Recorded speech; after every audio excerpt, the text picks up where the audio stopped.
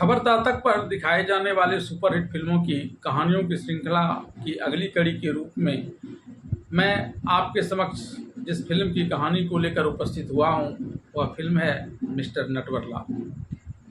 1979 ईस्वी में रुपहले पर्दे पर आई इस फिल्म ने धूम मचा दी थी और उस वर्ष की यह एक ब्लॉकबस्टर फिल्म थी। इस फिल्म का निर्देशन राकेश कुमार ने किया था और इस फिल्म में अभिनय उस समय की फिल्म की सबसे चर्चित जोड़ी अमिताभ बच्चन और रेखा ने मुख्य भूमिका निभाई थी। इसके अलावा इस फिल्म में आमजद खान ने खलनायक की भूमिका तथा अजीत, कादर खान और सत्यन कप्पू ने सहायक भूमिका के रूप में अपनी अदाकारी से लोगों का दिल जीत लिया था। फिल्म अमिताभ बच्चन की थी, लिहाजा इस फिल्म के डायलॉग भी काफ़ी चर्चित हुए थे और गाने भी। बात फिल्म की डायलॉग की जाए, अमिताभ बच्चन जिसने इस फिल्म में नटवरलाल का रोल किया है वह सत्यन कप्पू बने जिसने एक चोर की भूमिका निभाई है और वह बाद में एक बड़ा गैंगस्टर निकलता है। वह नटवर को धोखे में रखने के लिए कहता है, मेरे साथ छल हुआ है नटवर, मुझसे काम कराकर टाइम बम के सहारे मुझे मारने का प्रयास किया गया, तो फिर रोते क्यों? यह बात तो तुम्हें इस धंधे में आने से पहले जान लेनी चाहिए थी। लेकिन तुम भी तो एक चोर हो नटवर। लेकिन मैं अपना हश्र जानता हूँ, अव्वल तो मेरे साथ ऐसी स्थिति आएगी ही नहीं, और अगर ऐसी स्थिति आएगी भी तो नटवर की आंखों से आंसू के एक बूंद भी नहीं गिरे। बात इस फिल्म के गाने की जाए, इस फिल्म में एक से बढ़कर एक श्रुति मधुर गाने थे। परदेसिया ये सच है पिया, सब कहते हैं मैंने तुझको दिल दे दिया, तौबा तौबा आएगा आने वाला जाएगा, तुम ना मानो तो जाने दो। हे ऊंची ऊंची बातों से किसी का पेट भरता नहीं, हे राम के भरोसे कभी कोई भूखा मरता नहीं। इस फिल्म की एक और खासियत यह थी गाने के मामले में, इस फिल्म का एक पूरा का पूरा गाना अमिताभ बच्चन की आवाज़ में डब किए गए थे। हालांकि अमिताभ बच्चन ने इससे पहले भी कई फिल्मों में गाने के कुछ स्टांजा गाए थे, लेकिन इस फिल्म में पूरा का पूरा गाना ही उन्होंने अपनी आवाज़ में डब किया था और यह गाना था, मेरे पास आओ मेरी दोस्तों एक किस्सा सुनाओ, ला ला ला ला ला ला ला ला ला। तो आइए जानते हैं क्या है मिस्टर नटवरलाल की पूरी कहानी।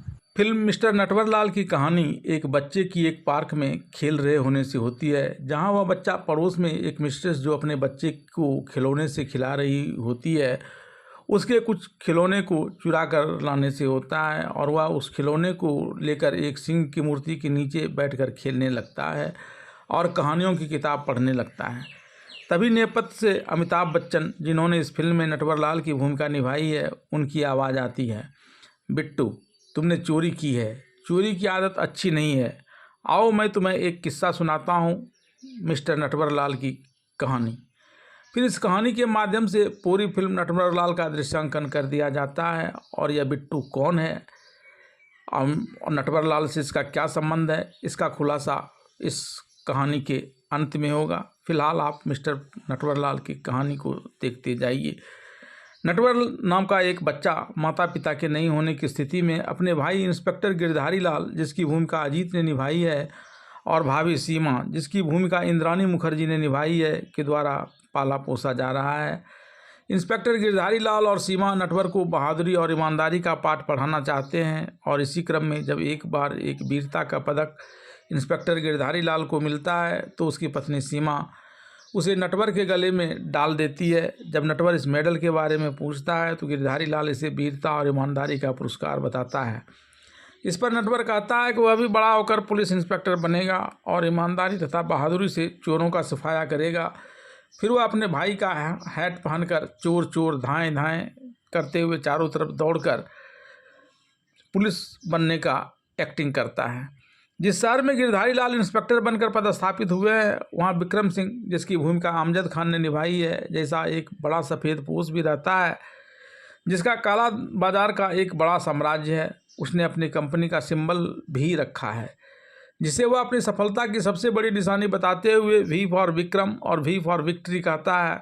एक बार जब उसका एक आदमी उसे गिरधारी लाल की ईमानदारी और बहादुरी की बात बताता है तो विक्रम इसे सामान्य ढंग से लेते हुए अपना वही विक्ट्री साइन उस आदमी को दिखाकर कहता है कि वह इंस्पेक्टर उसका कुछ नहीं बिगाड़ पाएगा क्योंकि इसके पास पैसा है, ताकत है और बड़ा दिमाग है।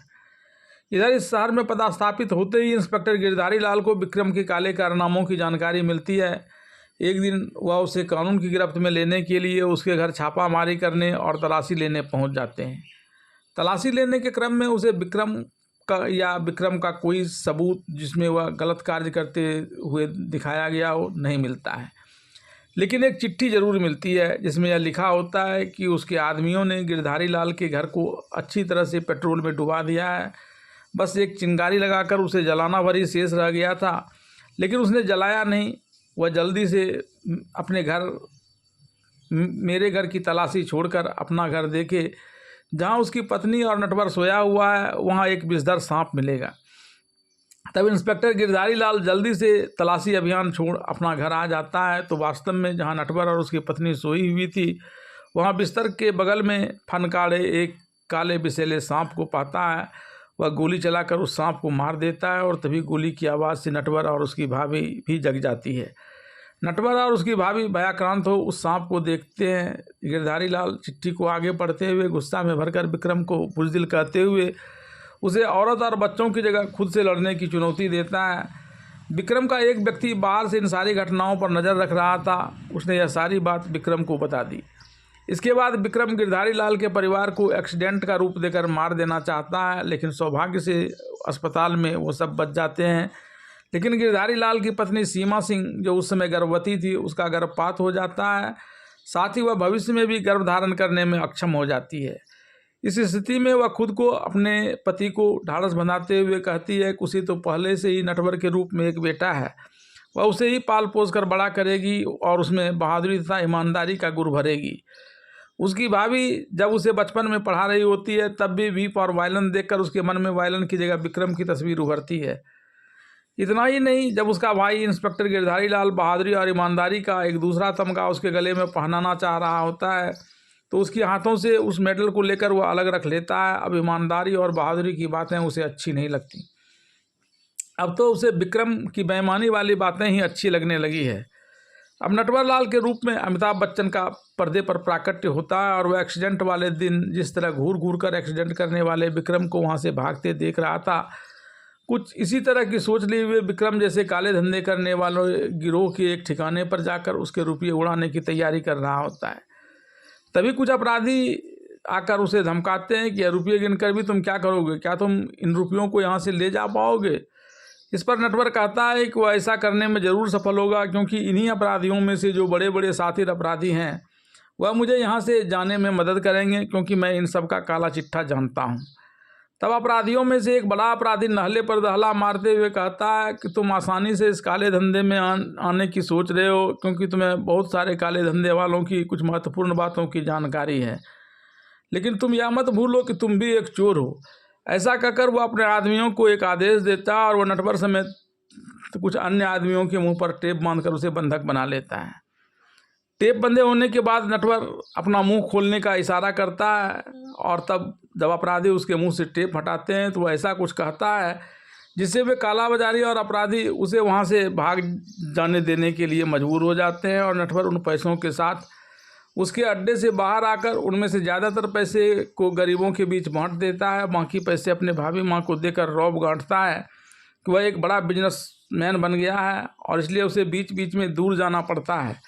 हालांकि उसका भाई इंस्पेक्टर गिरधारी लाल इन सारी बातों को जान रहा है कि नटवर उससे कितना दूर चला गया है, लेकिन वह अपनी पत्नी सीमा को यह बात नहीं बता सकता है, क्योंकि उसे डर है कि सीमा, जो नटवर को एक ईमानदार, बहादुर और नेक दिल बिजनेसमैन मान रही है, वह इस असलियत वाले सदमा को बर्दाश्त नहीं कर पाएगी। इस बीच एक अपराधी मिक्की, जिसकी भूमिका सत्येंद्र कपूर ने निभाई है, वह नटवर को एक सुनसान बियाबान जगह पर बुलाता है। उसके बताए पते पर पहुंचकर नटवर इधर उधर उसे ढूंढ रहा है। तभी नटवर को एक कंबल दिखता है और जैसे ही वह कंबल हटाने लगता है, उसके अंदर मौजूद अपराधी, जो अपने आप को एक चोर बताता है, कंबल नहीं हटाने की बात कहते हुए नटवर को बताता है कि वह पूरे शरीर से जला हुआ है, क्योंकि अपराधियों के गिरोह के एक सरगना ने उससे अपना काम निकलवा लेने के बाद एक टाइम बम लगाकर उसकी यह हालत कर दी है। लेकिन मैंने तुम्हें एक विशेष काम के लिए बुलाया है। तुम मेरे बताए ठिकाने पर जाकर सेठ फकीरचंद के तिजोरी में रखे एक कीमती हार को चुराकर 10 तारीख तक चंदनपुर की सीमा पर पहुंचा दो, नहीं तो मैं जहां कहीं भी रहूंगा वे लोग मुझे ढूंढ कर मार देंगे। तब नटवर कहता है कि नटवर कभी किसी के लिए काम नहीं करता, लेकिन तुम पर तरस आ रहा है, इसलिए ये पैसे रखो, भूखे नहीं मरोगे। इस पर वह कहता है कि मुझे पैसों की ज़रूरत नहीं, और फिर वह अपने पास से विष निकाल कर यह कहते हुए खा लेता है कि विक्रम के हाथों मरने की जगह मैं खुद अपने हाथों से अपनी मौत स्वीकार करता हूँ। विक्रम का नाम सुनते ही नटवर चौंक पड़ता है और दौड़कर उसके पास जाता है और उससे विक्रम के बारे में पूछता है। लेकिन विष के प्रभाव से दम तोड़ने से पूर्व वह सिर्फ इतना ही बता पाता है कि वह दुर्दांत अपराधी विक्रम एक घटना में अपना दम तोड़ चुका है और अब उसकी जगह एक दूसरा अपराधी विक्रम होने का नाटक कर रहा है। नटवर के वहाँ से जाते ही सेठ फकीरचंद मिक्की को शाबाशी देने आता है और कहता है कि अपनी जान देने का नाटक करके तुमने नटवर को खूब फंसाया अपने जाल में। अब नटवर ज़रूर जाएगा उस हार को लेने। इस पर मिक्की कहता है कि अभी देखते चले जाओ किस प्रकार नटवर की मदद से विक्रम से मैं अपना बदला लेता हूँ और फिर नटवर को भी ठिकाने लगा देता हूँ। विक्रम का नाम आते ही नटवर मिक्की के कहे अनुसार सेठ फकीरचंद की अलमारी से हीरे की हार उड़ाने का मन बना लेता है। इस बीच फकीरचंद उस हार की नीलामी शुरू कर देता है। नटवर हार की हर बोली लगाने वाले को अनाड़ी और कमज़ोर साबित करते हुए 1.5 करोड़ की बोली लगाकर लगभग अपने नाम उस हार को कर ही चुका था कि तभी किसी व्यक्ति ने आकर फकीरचंद से कहा, तो उसने कुछ दिन के लिए नीलामी रुकवा दी और फिर से अगले दिन नीलाम करने की बात बताई। हालांकि नटवर उस दिन ही ज़्यादा पैसे देकर उस हार को ले लेना चाहता था, लेकिन उन फकीरचंद ने ऐसा नहीं किया और तब नटवर दूसरे दिन भी नीलामी में आने की बात कहकर वहां से चला जाता है। इधर नटवर का भाई इंस्पेक्टर गिरधारी लाल यह नहीं चाहते हैं कि नटवर उस नीलामी का हिस्सा बने जिसमें देश विदेश के छटे हुए बदमाश और अपराधी भी हिस्सा ले रहे हैं। इसलिए वह नटवर को एक अपराध की आड़ में जेल में बंद करने का प्रयास करते हैं। दोनों भाइयों के बीच जेल में बंद करने और न करने को लेकर दावे और प्रतिदावे होते हैं। इस बीच इंस्पेक्टर गिरधारी लाल एक बदमाश को वहां बुलाते हैं, जो पिछले शाम उस पर हमला कर उसके सामान को लूटकर उसकी ही गाड़ी में भाग जाने का आरोप नटवर पर लगाते हुए मामले की रपट पुलिस में लिखवाने के लिए थाना आने की बात बताता है। पुलिस अभी इस बात की रपट लिखने ही वाली थी कि तभी एक दूसरा व्यक्ति जो एक सेठ होता है वहां आ गया और नटवर को यह कहकर अपने साथ ले जाने लगा कि कल शाम आपने जो ड्राफ्ट बनाई है उसकी बहुत सारी बातें समझ में नहीं आ रही है, आप चलकर मुझे अभी ही सारी बातें समझा दें। तब इंस्पेक्टर गिरधारी लाल इससे कल शाम उसके पास नहीं होने बल्कि एक अपराध कार्य में लिप्त होने की बात बताता है। इस पर वह पूरे प्रमाण देकर नटवर कल शाम उसके साथ था, वह नटवर को अपने साथ ले जाने में सफल होता है। वह व्यक्ति जिसने नटवर को जेल जाने से बचाया वह सेठ धर्मदास था। थाना से बाहर आने पर उसने नटवर से कहा कि उसका एक अन्य औरत से जो चक्कर चल रहा है उसके बारे में वह उसकी पत्नी को न बताए। इसके बाद नटवर उसे पहचानने से ही इनकार कर देता है। तब सेठ धर्मदास मन ही मन खुश होते हुए यह सोचकर वहाँ से चला जाता है कि चलो इसे तो मेरे बारे में कोई जानकारी है ही नहीं। सेठ धर्मदास को बुलावे में रखकर नटवर अपना घर आ जाता है। यहाँ अपनी भाभी माँ की प्रशंसा करते हुए कहता है कि उसे कैसे पता चल गया कि मैं आज यहाँ आ रहा हूँ और उसने मेरे लिए पराठे बना लिए हैं। इस पर जब उसकी भाभी उसकी तरफ देखती है तो उसके चेहरे पर पसीना पाती है। फिर वह अपना पल्लू से नटवर का पसीना पोंछने लगती है। तब नटवर यह कहते हुए कि मैं तो बड़ों बड़ों को छका दे रहा हूँ और तुम मुझे अभी तक बच्चा ही समझती हो, वही पल्लू से मेरा पसीना पोंछती हो। और जब उसकी भाभी माँ उसे अक्ल नहीं होने और सिर्फ कद बड़ा होने की बात करती है। तब नटवर यह डिंग मारने लगता है कि इसकी अकल की फ़ोटो मात्र के लिए अमेरिका के व्यवसायी करोड़ों रुपये देने के लिए तैयार हैं, लेकिन वह इसलिए नहीं दे रहा क्योंकि उससे ज़्यादा तो पैसे इस देश में ही उसे इसके लिए मिल रहे हैं। तभी कॉलबेल की घंटी बजती है और नटवर भाभी माँ से यह कहता है कि भैया मुझे हमेशा डांटते रहते हैं, आप मुझे उनसे बचाइए। तब उसकी भाभी माँ उसे वहीं बैठे रहने की बात कहकर दरवाज़ा खोलती है। घर में प्रवेश कर जैसे ही इंस्पेक्टर गिरधारी लाल नटवर के वहाँ आने के बारे में पूछते हैं, वैसे ही वह अपने पति पर भड़क जाती है कि वे हर वक्त मेरे बच्चे के पीछे लगे रहते हैं। इंस्पेक्टर गिरधारी लाल कहते हैं कि तुम उसे बच्चा समझ रही हो और एक दिन जब बड़ी बदनामी लेकर वह आएगा तब समझ में आएगा कि वह क्या कर रहा है। फिर उसने अपनी पत्नी को सदमा लगने का डर से वह घबरा जाता है और उस बात को बदल देता है कि तुम मेरे अधिकारी नहीं हो कि नटवर की हर बात तुम्हें बताता रहूं। फिर इंस्पेक्टर गिरधारी लाल अपनी पत्नी से खाना लगाने के लिए कहते हैं। जब वह खाना खाने आते हैं तो नटवर को टेबल के नीचे से निकलते देख वह नटवर को समझाने का प्रयास करते हुए कहते हैं कि वह हीरे का हार इतना बेशकीमती है कि जो कोई उसकी चोरी करेगा उसे कम से कम 10 वर्ष की सज़ा होगी। तभी उसकी भाभी माँ वहाँ आ जाती है और वह यह कहते हुए कि अपनी भाभी माँ के लिए वह बेशकीमती हीरे का हार लाकर देगा ही, और आपने तो कभी इसे सोने का भी हार नहीं दिया। अब मैं अच्छा खासा कमा रहा हूँ तो मैं अपनी भाभी माँ को हीरे का नायाब हार ला कर दूँगा। इस बीच गिरधारी लाल कई बार उसके काले धंधे की पोल खोलते हुए समझाने का प्रयास करते हैं तो नटवर उस धंधे की प्रशंसा कर उसे बेहतर कमाई का साधन बताकर उसकी बड़ाई करता है। और बीच बीच में जब कभी भाभी माँ आ जाती है तो वह बात को इस कदर मोड़ देता है कि भाभी को उसकी बात सही और पति की बात गलत और पक्षपातपूर्ण लगने लगता है। नटवर को लेकर उसके अक्स में एक बड़े बिजनेसमैन की तस्वीर उभरती है और तब वह अपने पति से इस बात को लेकर लड़ने लगती है कि वह नाहक ही उसके छोटे बच्चे के पीछे पड़े हुए हैं। इस नोक झोंक के बीच नटवर पराठा लेकर वहाँ से गायब हो जाता है और किसी को उसके भागने की भनक तक नहीं लगती है। जब वे पलट कर देखते हैं तो नटवर वहाँ से गायब मिलता है। दूसरे दिन नीलामी में हिस्सा लेने वाले हर किसी से लॉकर खोलकर यह तसल्ली कर लेने का आग्रह करता है कि यह लॉकर पहले नहीं खुला है। एक एक कर जब उपस्थित सभी नीलामी में भाग लेने वाले ने यह तसल्ली कर ली कि लॉकर के ताले को नहीं खोला जा सकता, तब नीलाम करता लॉकर को पूरी तरह से सुरक्षित और अटूट बताता है। इस पर नटवर चुनौती देते हुए कहता है कि अभी तो उसने इसे खोलने का प्रयास किया ही नहीं है।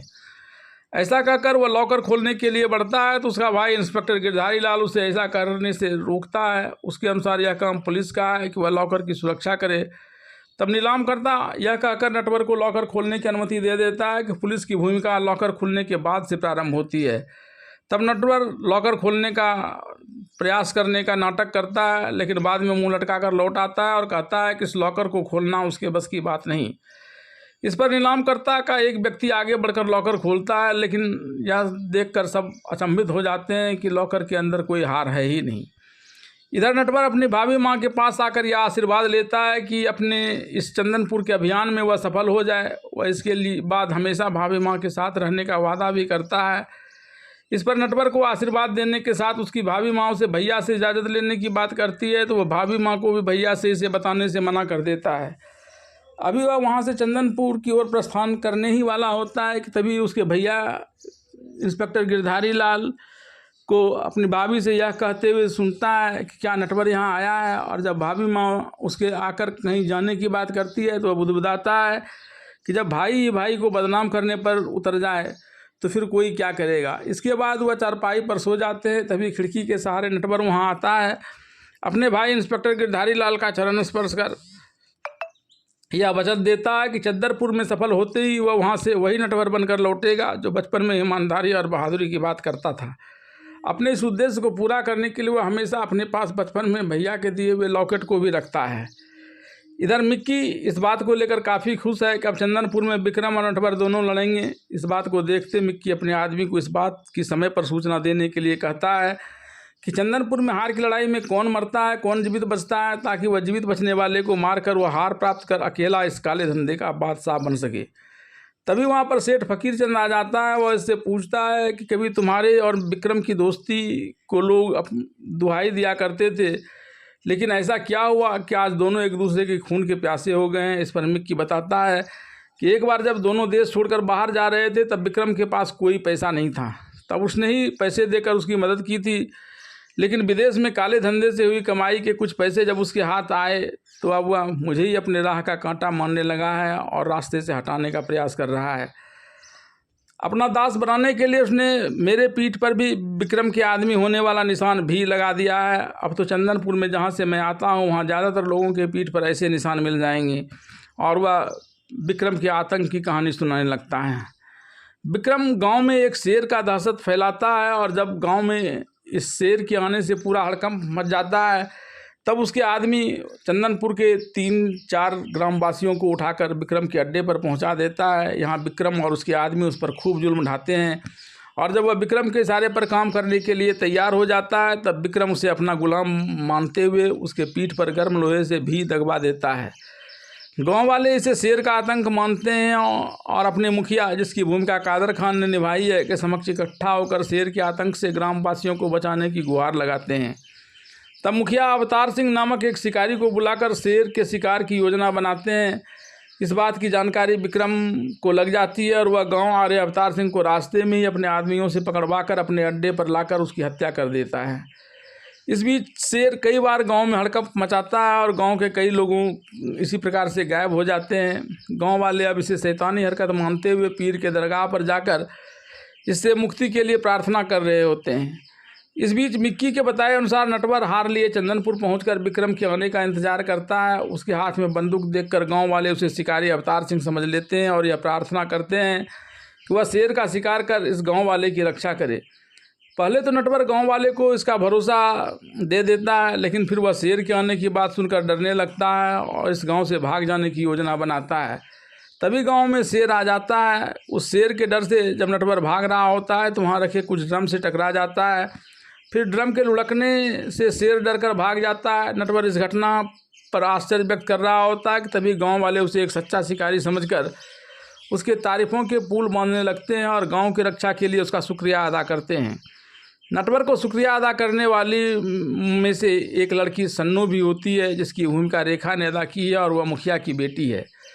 वह नटवर और अब को अवतार सिंह समझकर भूरी भूरी प्रशंसा कर रही होती है। तभी उसकी खूबसूरती से प्रभावित होकर नटवर उसके नज़दीक आकर शेर के बहाने कुछ फफ्तियाँ कसकर अपने लपेटे में लेना चाहता है।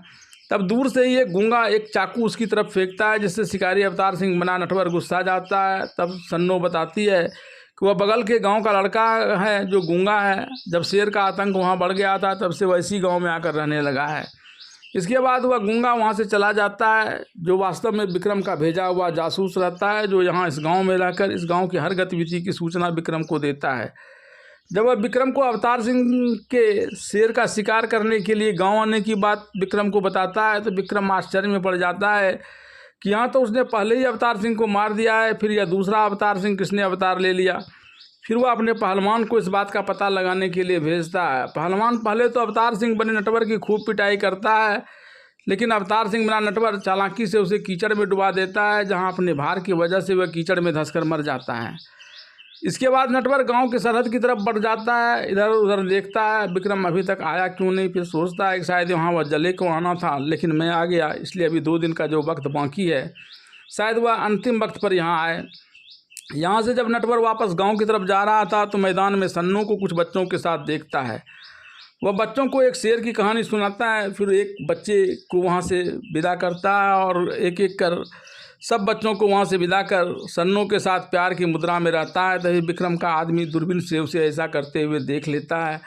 इधर सन्नो के जाने के बाद नटवर भी गांव की तरफ बढ़ता है। उधर वह व्यक्ति विक्रम को इस बात की जानकारी दे देता है। अवैध हीरे के खनन में लगा विक्रम के पास जब इस बात की जानकारी पहुंचती है तो वह काफ़ी गुस्सा में आ जाता है। तब उस आदमी को इस जानकारी को लेकर आया था, कहता है कि आप कहें तो मैं उसे मार देता हूं। इस पर विक्रम उसे ऐसा करने से यह कहकर रोकता है कि पहले पता करो कि वह शिकारी है या बीएसएफ का आदमी है या कोई और।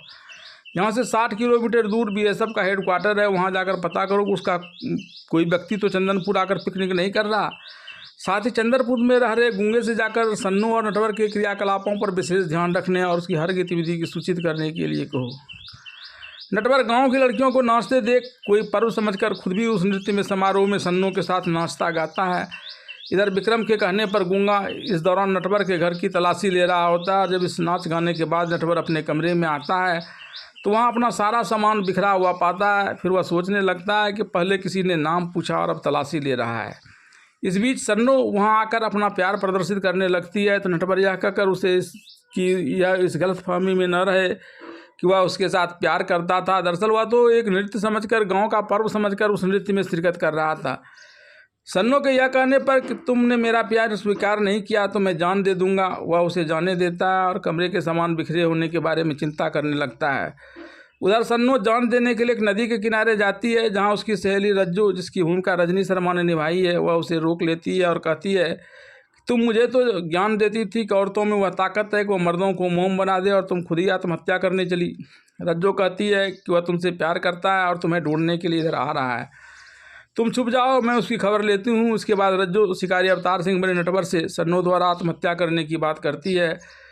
तब जब नटवर उसे खोजने के लिए नदी की तरफ जा रहा होता है, उसे वहाँ छुपी हुई सन्नो मिल जाती है। वह सन्नो से कहता है कि उस वक्त तुम्हें मजाक कर रहा था, लेकिन इस समय मैं सही कह रहा हूँ। मैं एक आज़ाद पंछी हूँ, मैं कभी भी कहीं उड़ सकता हूँ, मेरे जान भी कभी जा सकते हैं। ऐसे में मेरे पास आने पर तुम्हें सिर्फ कष्ट ही कष्ट होगा, इसलिए तुम मुझे अपनाने की मत सोचो। इस पर सन्नो कहती है कि ठीक है, अब वह फिर कभी नहीं मिलेगी। अवतार सिंह बना हुआ नटवर सन्नो से मिलकर अपना घर आ रहा होता है। तब विक्रम का आदमी उसी वक्त इस बात की सूचना देता है और नटवर को मारने के लिए उस पर शेर को छोड़ दिया जाता है। शेर के डर से शिकारी अवतार सिंह बना नटवर शेर को अपने ऊपर आक्रमण करता देख वहाँ से बेतहाशा भागता है और वहाँ से ड्रम से टकराता है। ड्रम को लुढ़कते देख शेर भाग जाता है, नटवर की जान बच जाती है। गांव वाले इसे अवतार सिंह बने नटवर का कमाल मानते हुए गांव की रक्षा के लिए धन्यवाद देता है। इस बीच विक्रम का आदमी जो बीएसएफ के हेडक्वार्टर पर यह पता करने के लिए गया था कि चंदनपुर में आया हुआ व्यक्ति बीएसएफ का तो स्टाफ नहीं, वह लौटकर विक्रम को खबर देता है कि वह व्यक्ति बीएसएफ का सदस्य नहीं है और बीएसएफ अभी अगले 4 महीने तक वहां आएगा भी नहीं। इस बात की जानकारी मिलने पर विक्रम अब शेर के सहारे नहीं बल्कि अपने बदमाश घुड़सवार दस्ता को भेजकर जल्दी से जल्दी बहुत सारे लोगों को गांव से उठाकर लाने के लिए कहता है, ताकि 4 महीने में वो अवैध हीरे के खदान से इतना हीरा निकाल ले कि वह दुनिया का सबसे अमीर व्यक्ति बन जाए।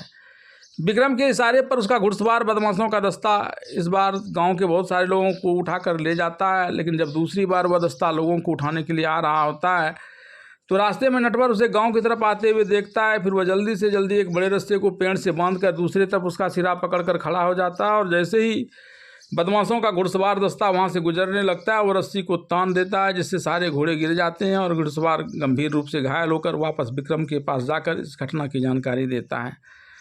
गांव वाले अपनी इस जीती पर खुशी मनाना चाहते हैं, लेकिन नटवर उसे ऐसा करने से मना कर देता है। नटवर ग्रामीणों को बताता है कि सबसे पहले अब शेर को मारना और इसके लिए वह एक पुतला खड़ा करता है और उसके बगल में जाल लगा देता है ताकि शेर पुतला को आदमी समझकर हमला करे तो जाल में फंस जाए।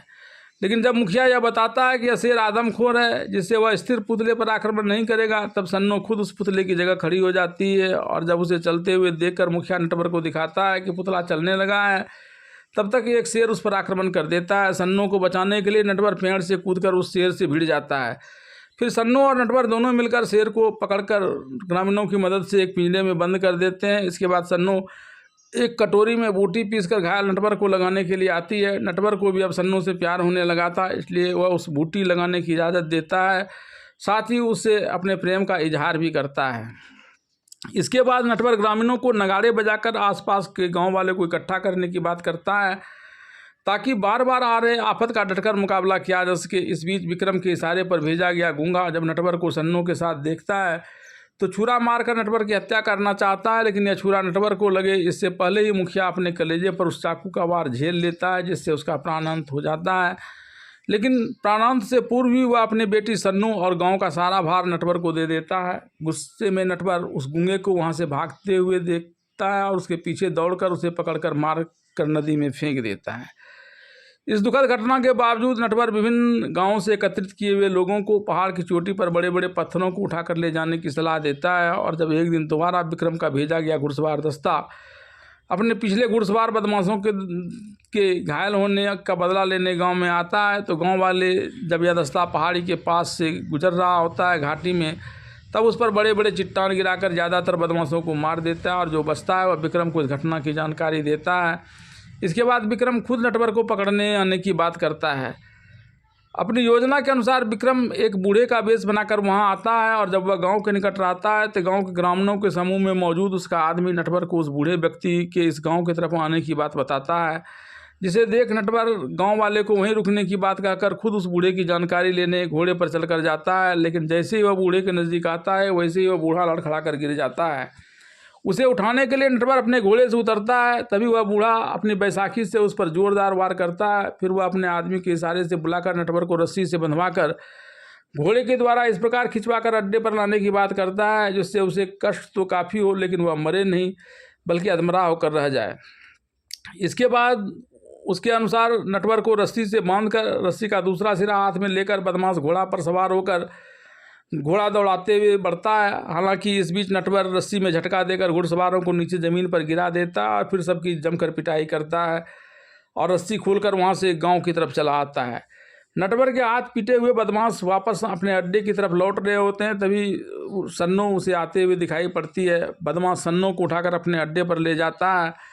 इधर गांव आने पर गांव वाले नटवर से सन्नो के बारे में पूछते हैं जो उसके पीछे पीछे गई थी। तब नटवर फिर से उसी रास्ते आगे बढ़ते हुए सन्नो को ढूंढते ढूंढते बदमाशों के अड्डे पर चला आता है और बदमाशों को मार पीट कर उसे छुड़ाकर गांव आने लगता है। बीच रास्ते में वह सन्नो को यह बताता है कि अब उसके राह में पग पग पर कांटे हैं, बड़े खतरे हैं, इसलिए वह उसके साथ नहीं आए। सन्नो भी इसके लिए हामी भर देती है। इसके बाद नटवर सबसे छुपते छुपाते विक्रम के अड्डे पर पहुंच जाता है। इसी समय उस घरद्वार दस्ता में शामिल बदमाश वहाँ बिना नटवर को लिए ही पहुँच जाता है तो विक्रम इन सब की धुनाई कर देता है और अपने आप से सवाल करता है कि वह व्यक्ति ना तो बीएसएफ का आदमी है ना ही पुलिस का, तो फिर कौन है वह व्यक्ति। इस बीच मौका निकालकर नटवर उसके टेप रिकॉर्ड में एक कैसेट लगाकर उसे चालू कर देता है, साथ ही कुछ पुराने पहचान भी वहाँ रख देता है। विक्रम के खुद से पूछे सवाल का टेप रिकॉर्डर खुद ब खुद उस व्यक्ति का नाम नटवर बता देता है। साथ ही विक्रम को बुज़दिल बताते हुए कहता है कि वह तो अपने अड्डे से बाहर नहीं निकलेगा, लेकिन मैं तुम्हें बाहर निकाल कर रहूँगा और जिस दिन तुम इस अड्डे से बाहर निकलोगे वह दिन तुम्हारी ज़िंदगी का आखिरी दिन होगा। विक्रम इस सुनने वाले सभी बदमाशों को वहाँ भगा देता है। इधर नटवर भी वहाँ से भागकर गांव वापस आने लगता है।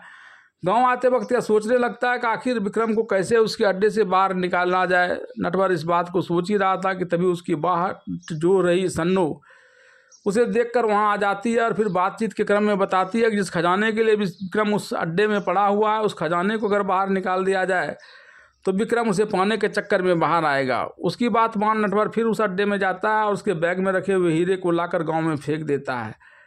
इतनी बड़ी मात्रा में हीरा देख ग्रामीण उसे लेकर अपने पास रखने लगते हैं। तब नटवर ग्रामीणों को ऐसा करने से मना करते हुए कहता है कि सब हीरे को वैसे ही बाहर फेंक दे, क्योंकि अब यहाँ विक्रम आएगा और अब अंतिम लड़ाई लड़ी जाएगी। एक दिन जब विक्रम अपनी अलमारी को खोलता है तो हीरे को वहाँ से गायब पाता है। इस पर पहले तो अपने वफादार पर शंका करते हुए उसमें कुछ की जमकर पिटाई कर देता है। फिर उसके मन में यह बात आती है कि हो न हो यह सब किया धरा नटवर का, जिसने उस अड्डे से बाहर निकलने की चुनौती टेप रिकॉर्डर के माध्यम से दी थी। तब वह वफादार से पूछता है कि चंदनपुर की पहाड़ियों पर ग्रामीणों ने कितने अनाज जमा किए हैं और उसके पास अस्त्र शस्त्र की क्या स्थिति है। इस पर विक्रम के वफादार उसे बताते हैं कि गांव वाले ने अस्त्र शस्त्र और पहाड़ियों पर कई महीने तक चलने के लिए अनाज इकट्ठा कर लिया है। इस पर विक्रम उससे कहता है कि वह छिपते छिपाते वैसे ही उस पहाड़ी पर जाकर सारे अनाज को गिरा दे जिस प्रकार से नटवर यहाँ से हीरा लेकर गया है। इसके बाद उसके आदमी पहाड़ियों से सारे अनाज को गिरा देते हैं। तब विक्रम अपने ढेर सारे वफादारों को अस्त्र शस्त्र के साथ घोड़े पर सवार होकर अपने चारों तरफ से चंदनपुर को घेर लेता है और वहाँ जश्न मनाता है। ग्रामीणों से कहता है कि सब उसकी बात मान ले और उसका दास बन जाए, नटवर के भरोसे न रहे, नहीं तो सभी भूखे प्यासे मर जाएंगे। पूरा गांव जब कई दिनों तक विक्रम का बंधक बना रहता है तो इसमें से कई लोगों की भूख और प्यास से जान जाने लगती है। तब नटवर अपने झोपड़ी में मौजूद कृष्ण की मूर्ति के पास जाकर कहता है कि जिंदगी भर तो उसने भगवान कृष्ण का उपहास उड़ाया, क्योंकि उसने कभी बेबसी नहीं देखी थी। भाभी माँ कहती थी कि जब मनुष्य विवश हो जाता है तब भगवान इसका सहारा बनते हैं। मैं अपने पूर्व के कृत्यों के लिए माफ़ी मांगता हूँ और चाहता हूँ कि विवशता की इस स्थिति में आप मुझे कोई राह दिखाएं। तभी वहाँ शेर की दहाड़ गूंजती है जिसे सुनकर नटवर खुश हो जाता है। इधर मिक्की के आदमी उसे यह समय अनुकूल होने की बात बताता है, क्योंकि इस समय नटवर और विक्रम दोनों आमने सामने हैं। यह सुनकर मिक्की तुरंत वहाँ पहुँचने की तैयारी कर रहा होता है। तभी सेठ फकीर चंद वहाँ आकर उसे बताता है कि पुलिस को उसके सारे कारगुजारी का पता चल गया है, पुलिस कभी भी यहाँ आ सकती है। तब इंस्पेक्टर गिरधारी लाल वहाँ या आकर उस पर बंदूक तान देता है और कहता है कि अब तुम जेल के सिवा कहीं नहीं जा सकते। इस पर मिक्की खिड़की से छलांग लगा देता है और गिरकर बुरी तरह से घायल हो जाता है। अस्पताल में मरने से पूर्व इंस्पेक्टर गिरधारी लाल को वो बताता है कि विक्रम और नटवर अभी चंदनपुर गांव में हैं। हीरे के मामले को लेकर दोनों आपस में वहाँ तनातनी की स्थिति में बने हुए हैं। तब इंस्पेक्टर गिरधारी लाल अपनी पत्नी सीमा को बताते हैं, लेकिन वह उस पर विश्वास नहीं करती और कहती है कि जब तक वह खुद अपनी आंखों से नहीं देख ले इस पर विश्वास नहीं। भगवान से मदद की गुहार लगा रहा नटवर को जब पिंजरे वाले सिंह की दहाड़ सुनाई पड़ती है तो वह पिंजरे में बंद उस शेर को विक्रम और उसके आदमियों के द्वारा घेरा लगाकर गांव को बंधक बनाए स्थान पर लाकर छोड़ देता है। कई दिनों का भूखा शेर विक्रम के आदमियों को नोचने और खाने लगता है तो सबके सब बदमाश वहाँ से भाग जाते हैं। इस बीच नटवर और गांव वाले विक्रम के आदमियों के द्वारा जमा किए गए अनाज और बनाए हुए सारे भोजन को नीचे लाकर मिल बांट कर खाते हैं और खुशियाँ मनाते हैं। इसके बाद विक्रम एक नई चाल चलता है जिसमें कई गांव वाले के साथ साथ उसे बचाने के चक्कर में नटवर और सन्नो दोनों विक्रम की गिरफ्त में आ जाते हैं और सन्नो को कैद कर विक्रम के आदमी उसे हानि पहुंचाने की बात कहकर नटवर की जमकर धुनाई कर देते हैं। इसी समय आकाश पर एक हेलीकॉप्टर दिखता है। विक्रम अपने आदमी को इसका पता लगाने के लिए भेजता है तो पता चलता है कि उसे इंस्पेक्टर गिरधारी लाल और उसकी पत्नी आए हुए हैं और अब जल्दी ही बीएसएफ को यहाँ बुला रहे हैं। बीएसएफ का जवान आकर चप्पे चप्पे पर विक्रम और उसके आदमी को ढूंढ रहा होता है। तभी विक्रम बीएसएफ की जिस गाड़ी से इंस्पेक्टर गिरधारी लाल और उसकी पत्नी इस मामले की छानबीन कर रहे होते हैं उसके ड्राइवर को अपने बस में लेकर गाड़ी को अपने अड्डे पर लाता है। गाड़ी के रुकते ही विक्रम गिरधारी लाल उसकी पत्नी सीमा और बीएसएफ के कमांडेंट को बंधक बना लेते हैं। इस पर सन्नो नटवर के शीघ्र स्वास्थ्य होने की कामना करती है जिसके बाद उसके शरीर में कुछ हलचल दिखाई पड़ता है। विक्रम के वफादार जब से यह बात बताते हैं कि बीएसएफ के जवान तेजी से उसके अड्डे की ओर बढ़ते चले आ रहे हैं तो वह अपने कब्जे में लिए हुए बीएसएफ के कमांडेंट सिंह से अपने जवानों को दूसरी तरफ मोड़ने के लिए कहते हैं और ऐसा न करने पर सीमा की जान लेने की धमकी देता है। कमांडेंट इस बात से डर जाता है और वह अपने सैनिकों को दूसरी तरफ जाने के लिए बाध्य कर देते हैं। इसके बाद विक्रम इंस्पेक्टर गिरधारी लाल और उसकी पत्नी सीमा को अपने कैद में पड़े नटवर और उसकी पत्नी सन्नो से मिलने ले जाता है। फिर अपने आदमियों से चारों तरफ बारूद भिजवाकर उनमें से एक टाइमर लगा देता है। फिर वह नटवर और अन्य लोगों को कहता है कि वह यहाँ से हीरे लेकर जा रहा है और थोड़ी देर में जब टाइमर का टाइम पुर जाएगा तो सारे बम फूटेंगे और सबकी जान यहीं चली जाएगी। इस पर जब विक्रम के वफादार अपने बारे में पूछता है तो कहता है कि उसकी भी अब कोई ज़रूरत नहीं और उसका यह स्वभाव है कि जिसकी ज़रूरत नहीं उसे वो अपने साथ नहीं ले जाता है और ऐसा कहकर वह वहाँ सबको अपनी मौत मरने देने के लिए छोड़ देता है और वहाँ से चल देता है। जाते वक्त वह नटवर को इस बात की चुनौती भी देता है कि अगर वह उड़कर टाइमर के पास पहुँच गया तो उसकी जान बच सकती है। विक्रम के जाने के बाद नटवर हालांकि उड़कर तो उतनी दूर नहीं जाया जा सकता लेकिन वह सुरंग में ऊपर लटकते हुए टाइमर के पास चला जाता है और टाइमर को ऑफ कर सबको सुरक्षित निकलने की बात कहकर विक्रम के पीछे चल पड़ता है। मोटरसाइकिल पर सवार होकर नटवर जीप से भाग रहे विक्रम का पीछा कर उसे पकड़ लेता है और सारी बातों को उसे बताते हुए किस प्रकार से 20 वर्ष पूर्व उसने इसकी ज़िंदगी को तबाह कर दिया था, इसके भाई को बदनाम किया, इसके बचपन को छीना और इसमें इंसानियत की जगह गुंडागर्दी भर दी। तो अब मैं तुम्हें नहीं छोड़ूंगा। लेकिन इससे पहले कि नटवर उसे कुछ करता विक्रम अपने जेब से एक चाकू निकालकर उस पर हमला करता है। नटवर उसके इस वार को बचा लेता है और फिर दोनों के बीच जमकर लड़ाई होती है। अंत में जब नटवर विक्रम का प्राण लेना चाहता है तब इंस्पेक्टर गिरधारी लाल, भाभी माँ और सन्नो वहाँ आ जाती है और नटवर से विक्रम को जान से नहीं मारने की बात करने लगते हैं। तभी मौके का फ़ायदा उठाकर विक्रम चाकू के बल पर भाभी माँ को कब्जे में ले लेता है, लेकिन बगल में खड़ी सन्नो तुरंत उसके हाथ से वह चाकू छीन लेता है। इसकी बात से गुस्सा कर नटवर जब उसकी तरफ आक्रामक होकर दौड़ता है तो बचने के लिए भागने के क्रम में विक्रम जीप के नुकीले हिस्से से टकराकर गंभीर रूप से जख्मी हो जाता है जिसमें उसकी जान चली जाती है। इसके बाद यह कहानी वापस नटवर के द्वारा अपने बच्चे को सुनाई जा रही कहानी पर जाकर समाप्त हो जाती है।